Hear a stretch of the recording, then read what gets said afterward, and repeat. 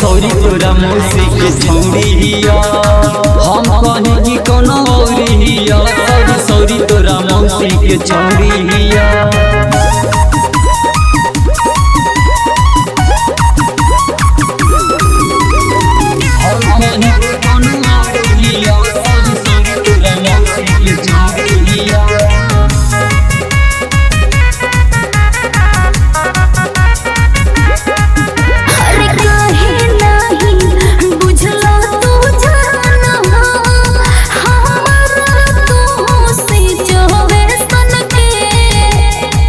अरे हम कह जानी जे के पटाई निकली तोहरे रिलेशन के।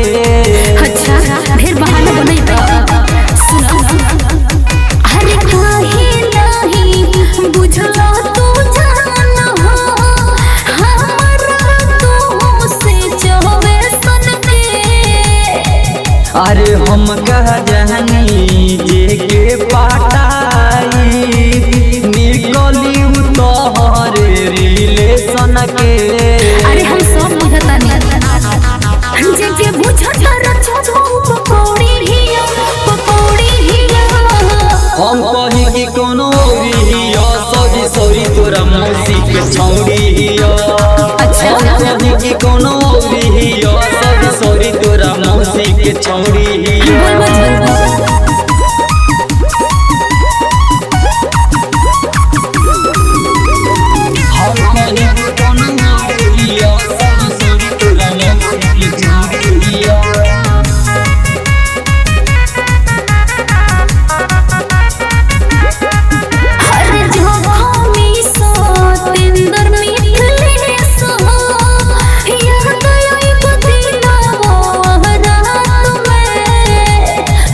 अरे ऐसे कहे बोले लू जान हो जिंदगी भर है मत तोहरा साथ में।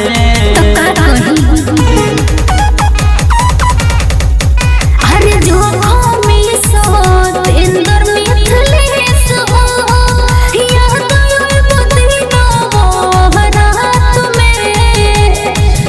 अरे ऐसे कहे बोले लू जान हो जिंदगी भर है मत तोहरे साथ में। अच्छा उ तो सच के भड़का झगौड़ी हिया झगौड़ी हिया। हम कहीं की कोनो औरी हिया। सॉरी तोरा मौसी के छौरी हिया। हम कहीं की कोनो औरी हिया। सॉरी तोरा मौसी के छौरी हिया। ज्योति रिकॉर्डिंग स्टूडियो आदमपुर।